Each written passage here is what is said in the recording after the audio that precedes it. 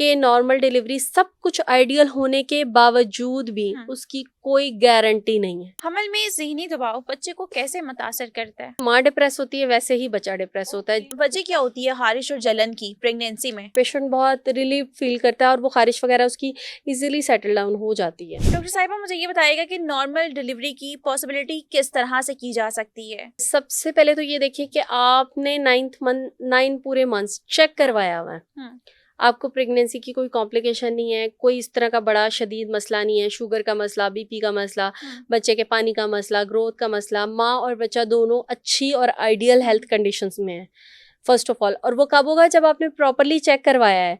Please इस concept को change करें कि 9 महीने चेक नहीं कराना। तो ये एक बहुत बड़ा जो है प्रॉब्लम है। अगर आप अच्छी हेल्थ कंडीशंस में हैं, आपका बच्चा अच्छी हेल्थ कंडीशन में है और उसके साथ कुछ शराइत हैं, जैसे बच्चे की पोजीशन ठीक है, बच्चे की जो प्लेसेंटा है, जो माँ और बच्चे का कनेक्शन है अवल, उसकी पोजीशन ठीक है, हर चीज़ ठीक है, पहले से आपकी नॉर्मल डिलीवरीज हैं, या एक सिजेरियन के बाद भी ट्रायल ले लेते हैं, वो आपकी डॉक्टर डिसाइड करेंगे कि आपने लेना है या नहीं लेना है। तो जब सब कुछ अगर आइडियल है तो मोर देन 90% चांस है कि आपकी नॉर्मल डिलीवरी ही होगी। लेकिन इसमें प्लीज़ मैं एक चीज़ लाजमी ऐड करना चाहूँगी, इस चीज़ को लाजमी फोकस करें कि नॉर्मल डिलीवरी सब कुछ आइडियल होने के बावजूद भी उसकी कोई गारंटी नहीं है। जब पेशेंट्स इस तरह के अल्फाज का इस्तेमाल करते हैं कि डॉक्टर साहब सानू गारंटी दो, तो मुझे ये बताएं कि हम आज ये पॉडकास्ट रिकॉर्ड करें, क्या इस बात की गारंटी है कि इसके ऑन एयर होने तक हम जिंदा होंगे? गारंटी किसी चीज की नहीं है। अल्लाह ताला की जात के अलावा किसी चीज की गारंटी नहीं है, तो एक डॉक्टर कैसे आपको नॉर्मल डिलीवरी की गारंटी देते हैं? गारंटी प्लीज मत मांगा करें, अच्छा सोचा करें, अच्छे का गुमान रखा करें और उसके लिए एफर्ट किया करें, पेशेंट को सपोर्ट करें, मॉरली भी, इमोशनली भी, फिजिकली भी। कुछ कंडीशंस ऐसी हो जाती हैं ड्यूरिंग लेबर के माँ सब कुछ ठीक है, पेन्स भी ले रही है, एवरीथिंग इज गोइंग फाइन, लेकिन अचानक से जैसे बच्चे की हार्ट बीट खराब हो जाती है या बच्चा पखाना कर देता है, आपने ये कंडीशन सुनी होंगी, तो फिर इमरजेंसी सिजेरियन करने पड़ते हैं। और वो उस वक्त लाइफ सेविंग प्रोसीजर होता है उस बच्चे के लिए। लेकिन मोस्टली पेशेंट्स इसको लेबल करते हैं कि साढ़े नाल धोखा हो गया, नॉर्मल क्या क्या ऑपरेशन करता। तो वो आप उस चीज़ की एक एसेंस को समझें कि वो आपके साथ धोखा नहीं हुआ, एक लाइफ सेविंग प्रोसीजर हुआ है। इसकी रेशो बहुत कम है, 10% है, लेकिन ये हो सकता है। और इसमें डॉक्टर का रोल ये है, जैसे आज मैं आप सबको एजुकेट कर रही हूँ, तो हर डॉक्टर को चाहिए कि जब उसके पास पेशेंट आता है वो उसको बताए कि ऐसा भी हो सकता है। अगर आप पहले से अच्छी काउंसलिंग करेंगे, सब कुछ एक अच्छे तरीके से उसको बताएंगे, तो फिर हो भी जाए तो पेशेंट आपका माइंड नहीं करेगा। अगर आप उसको झूठी तसल्ली देंगे कि 100% नॉर्मल डिलीवरी होगी, मसला ही कोई नहीं है, और फिर वाकई हो जाए, तो फिर तो वो बोलेगा ना, फिर वो बोलेगा ना। सही है।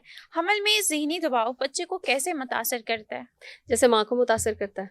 अच्छा। जैसे माँ डिप्रेस होती है वैसे ही बच्चा डिप्रेस होता है। जैसे उसकी मेंटल कंडीशन खराब होती है वैसे बच्चे की होती है।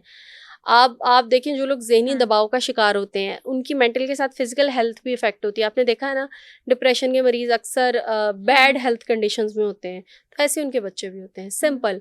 एक सिंपल सा फॉर्मूला आप याद रख लें, बच्चा माँ का अक्स है, जैसी माँ रहेगी वैसा ही बच्चा निकलेगा। खारिश होती है खास तौर पे लड़की के पेट पे, तो नहीं करनी चाहिए। अक्सर माएँ कहती हैं कि भी निशान बन जाते हैं और वो जो स्ट्रेच मार्क्स होते हैं वो बन जाते हैं, तो ये क्या सच है?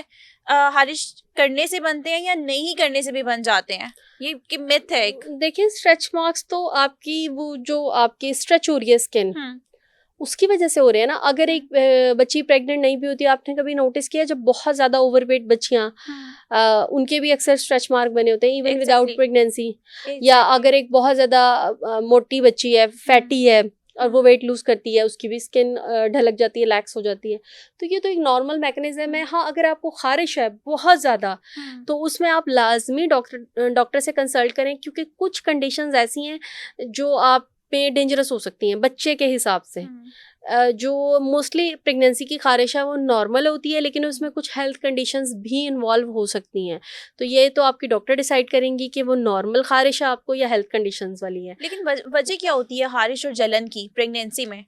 जिसे हम नॉर्मल कह रहे हैं कि मोस्टली जो एक प्रोपोर्शन है खारिश का वो नॉर्मल है, वो हार्मोनल चेंजेस की वजह से आती है ओके कि जो प्रेगनेंसी में आपकी बॉडी में हार्मोनल चेंजेस आ रही हैं। लेकिन इसके लिए आपकी डॉक्टर आपको बहुत अच्छी एंटी एलर्जी एडवाइस कर देंगी, और कुछ लोकल अप्लाई करने वाले लोशंस भी होते हैं, ओके उनसे बड़ा अच्छा इफेक्ट आता है, पेशेंट बहुत रिलीफ फील करता है और वो खारिश वगैरह उसकी इजीली सेटल डाउन हो जाती है। ओके